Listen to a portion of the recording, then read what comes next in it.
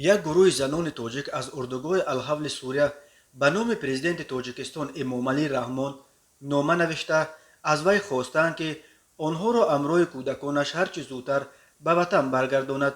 این زنان همسران جنگجویان تاجیک عضو سازمان تروریستی داعش هستند که اکثرش میگویند زیر فشار شوهران و بی‌درک دقیق عاقبت‌های این عمل به سوریه رفته. پس از شکست این گروه تندرو اینک چند سال باز با کودکان خردسالشان در اردوگاه‌های اسیران جنگ قرار دارند. شماره عمومی زنان و کودکان تاجیک در سوریه تا 600 نفر گفته می شود. پرزیدنت تاجیکستان ماه اپریل در سخنرانیش در اسفره وعده داد که زنان و کودکان تاجیک را از اردوگاه‌های سوریه به وطن برخواهند گرداند.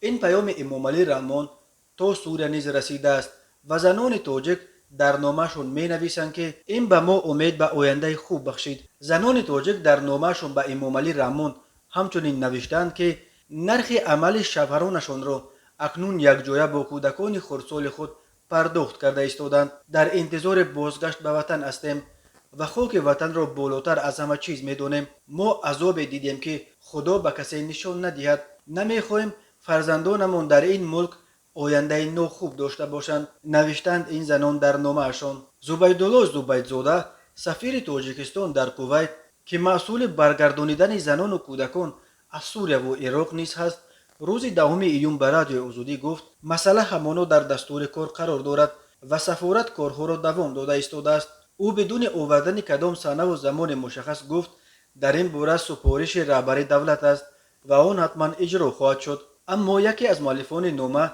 که خود را فاطمه نامید به رادیو آزادی گفت 3 سال باز وعده بازگشت را میگیرند ولی هیچ نیست که عملی شود. زنان تاجیک اکثرا در پناهگاه الحول و راژ سوریه نگهداری میشوند که زیر نظارت کردها قرار دارند. کردها به حکومت بشار اسد اطاعت نمیکنند. خیلی شرایط سخت داریم.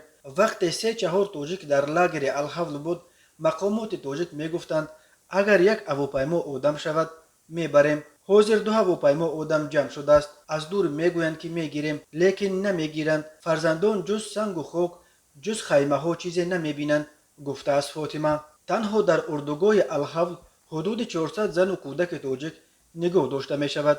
داعش یکی از سازمان تندرو مذهبی است که در سالهای 2013-2014 قسمت‌های بزرگی از قلمرو سوریه و عراق را اشغال و در این سرزمین ها اعلان تأسیس به نام خلافت کرد. در آن دوران به حساب مقامات تاجیک حدود 2000 از شهروندان تاجیکستان از جمله 10 نفرش به قبل خانه‌خیز همراه اهل خانواده های خود به سوریه و عراق رفته به صف داعش پیوستند. یکی از جنگجویان تاجیک پلکوونیک گلمرود حلیموف در داعش حتی به مقام وزیر جنگ رسید ولی بعد شکست داعش سر سال 2017 بسیاری از جنگجویان تاجیک یا کشته شدند و یا به اسارت افتادند و زنان و کودکان آنها در آن 2 کشور جنگ زده در حال تباهی قرار گرفتند. به حساب مقامات تاجیک در سوریه و عراق حدود 500 جنگجوی تاجیک کشته شدند.